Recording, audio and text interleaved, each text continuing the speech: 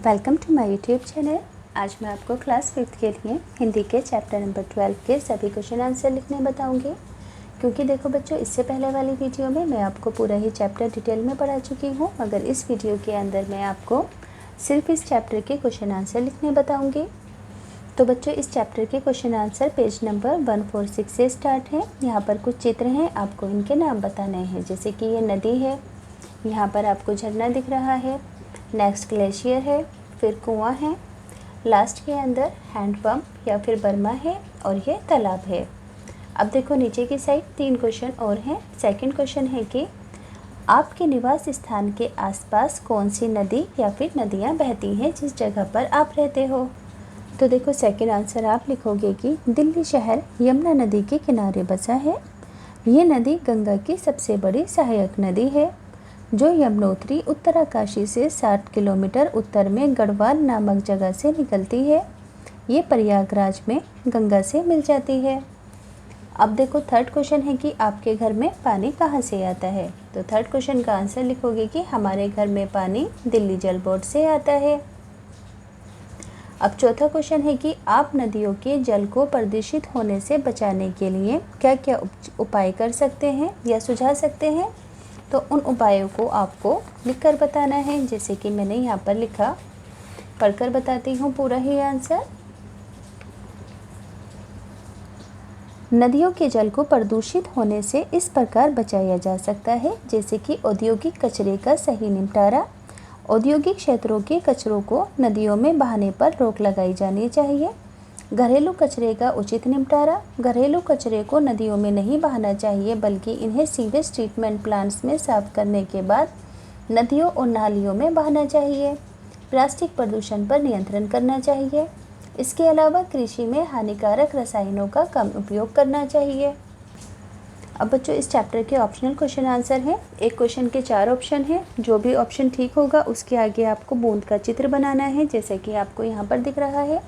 और यहाँ पर यह भी कहा गया है कि इन चारों में से एक से ज़्यादा अधिक ऑप्शन भी ठीक हो सकते हैं। जैसे कि पहला क्वेश्चन है कि मेरा जन्म हिमालय की गोद में हुआ था। इन वाक्यों में मेरा शब्द किसके लिए आया है। तो गंगा नदी के लिए आया है। बूंद का चित्र बना दोगे। ऐसे ही नेक्स्ट क्वेश्चन है, लेकिन मुझे अब इस बात की प्रसन्नता है कि और लोगों का ध्यान गया है। यहाँ किस ओर ध्यान जाने की बात की गई है। तो गंगा के प्रदूषण की ओर है ना, ध्यान लाने की बात की गई है। अगला क्वेश्चन है, जल प्रदूषण किन कारणों से होता है।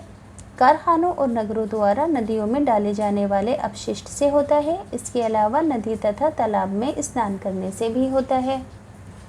आगे है, यहाँ यमुना में मेरा संगम होता है। इस वाक्य में संगम शब्द का भाव है 2 धाराओं का मिलकर बहना। अब यहाँ पर कुछ क्वेश्चन आंसर हैं। पहला क्वेश्चन है कि गंगा नदी के किनारे बसे कुछ नगरों के नाम लिखिए। आंसर होगा, गंगा नदी के किनारे बसे नगर इस प्रकार हैं: वाराणसी, हरिद्वार, ऋषिकेश, कानपुर, इलाहाबाद, मिर्ज़ापुर, पटना, भागलपुर, कोलकाता आदि। सेकंड क्वेश्चन है कि गंगा के तट पर बसे औद्योगिक नगरों से गंगा को क्या हानि हुई है। तो गंगा के तट पर बसे औद्योगिक नगरों से गंगा का जल प्रदूषित हो गया है। आगे है, कुंभ का मेला कब और कहाँ लगता है। तो आप आंसर में लिखोगे कि कुंभ मेला ये हिंदुओं का प्रमुख धार्मिक पर्व है। ये हर 12 साल में 4 अलग अलग स्थानों पर आयोजित किया जाता है। हरिद्वार, प्रयागराज, उज्जैन और नासिक। 2025 में कुंभ मेला प्रयागराज में आयोजित किया गया था। नेक्स्ट है, गंगोत्री से निकलते समय मेरा चांदी जैसा चमकीला रूप रहता है, किंतु मुझे दुख है कि काशी पहुँचते पहुँचते मेरा चमकीला रंग मटमैला हो जाता है। तो अब इस बात के अकॉर्डिंग 2 क्वेश्चनों के आंसर देने हैं। पहला क्वेश्चन है कि यहाँ पर चांदी जैसे चमकीले रूप से क्या तात्पर्य, क्या मतलब है। तो इसका आंसर आप लिखोगे कि दोनों ही क्वेश्चन के आंसर हैं। यहाँ पर चांदी जैसे चमकीले रूप से तात्पर्य गंगा के स्वच्छ जल से है। सेकंड क्वेश्चन है कि काशी पहुँचते पहुँचते गंगा का चमकीला रंग मटमैला क्यों हो जाता है। तो काशी पहुँचते पहुँचते गंगा का चमकीला रंग कारखानों और शहरों के गंदे पानी से मटमैला हो जाता है। अब देखो इस चैप्टर के राइट रॉन्ग है। गंगा के किनारे कई तीर्थ स्थान हैं, तो बिल्कुल ठीक। गंगा का जन्म अरावली की गोद में हुआ, तो बिल्कुल गलत, हिमालय की गोद में हुआ है। कारखानों का गंदा पानी गंगा के जल को प्रदूषित कर रहा है, बिल्कुल सही। गंगा का एक नाम भागीरथी भी है, तो बिल्कुल सही। पश्चिम बंगाल में गंगा की 3 नहीं बल्कि 2 धाराएं हो जाती हैं, इसलिए ये गलत होगा। यहाँ पर अब मिलान करना है, जैसे कि तीर्थ स्थल वाराणसी में, बांग्लादेश के अंदर पद्मा नदी, औद्योगिक नगर कानपुर में है, देवप्रयाग, अलकनंदा। गंगा का उद्भव गोमुख से होता है। अब देखो यहाँ पर यहाँ यमुना में मेरा संगम होता है। इस वाक्य में होता शब्द होना क्रिया का रूप है, तो ऐसे ही हा वाले शब्द आपको क्रिया के लिखने हैं, जैसे कि आप जब भी आते हैं मुझे बहुत प्रसन्नता होती है। कुंभ के मेले में लाखों लोग सम्मिलित होंगे। आपके माता पिता आपकी प्रतीक्षा कर रहे होंगे। पहाड़ों का मौसम बड़ा सुहावना होता है। ये काम कल ही होना था परंतु किसी कारण से नहीं हो पाया।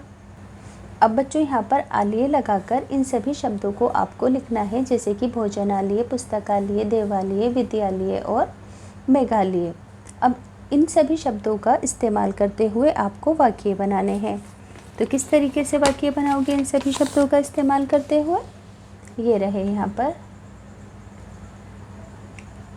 पुस्तकालय में बातें करना मना है। देवालय, पहाड़ों को देखकर लगता है कि जैसे ऊपर देवालय हो। विद्यालय, मेरे विद्यालय का नाम सर्वोदय बाल विद्यालय है।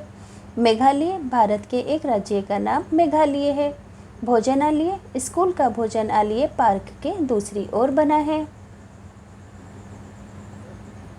अब देखो नेक्स्ट है, कहा गया है कि इन सभी शब्दों का इस्तेमाल करते हुए आपको एक अनुच्छेद लिखना है। कौन कौन से शब्द हैं?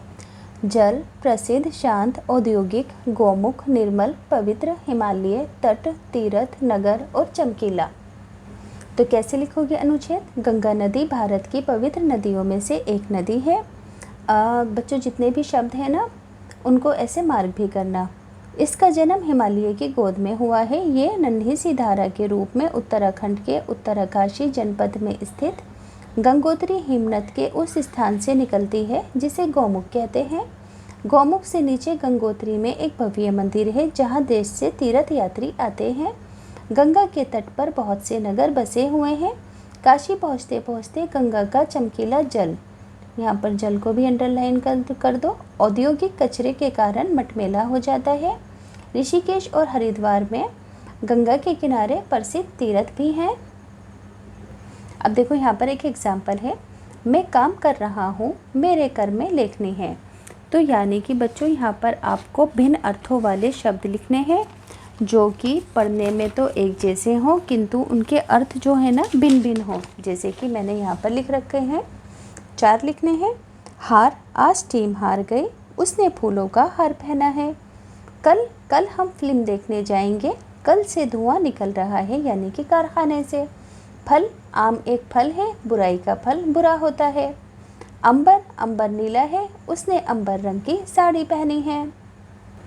आगे है बच्चों, गंगा नदी के साथ तीर्थ स्थलों के जुड़ने के क्या क्या कारण हो सकते हैं? तो क्या क्या कारण हो सकते हैं? जैसे कि मैंने यहाँ पर लिखा, गंगा नदी के साथ तीर्थ स्थल के जुड़ने का कारण इसके तट पर बसे नगर तथा मंदिर है। गंगोत्री में इसका भव्य मंदिर भी है जहाँ देश भर से तीर्थ यात्री आते हैं। सेकंड क्वेश्चन है कि यदि नदियाँ दिन प्रतिदिन प्रदूषित होती रहेंगी तो हम पर क्या प्रभाव पड़ेगा?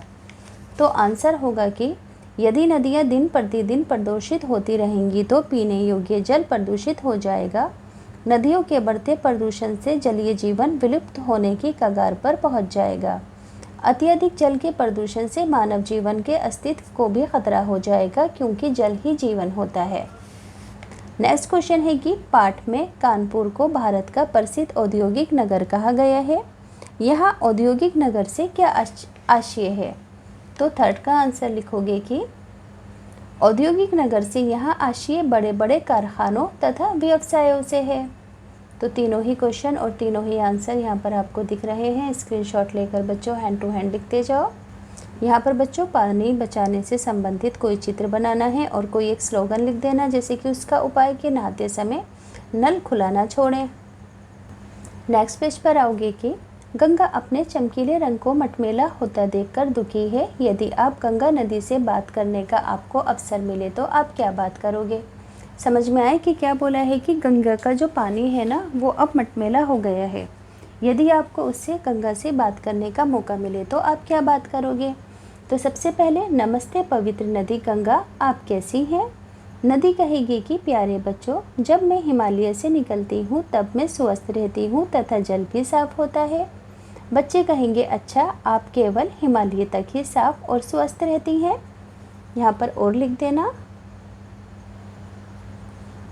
नहीं बच्चों, मैं आगे भी स्वस्थ रहती हूँ, किंतु उन जगहों पर मेरा पानी प्रदूषित होता है जहाँ औद्योगिक कचरा मुझ में डाला जाता है।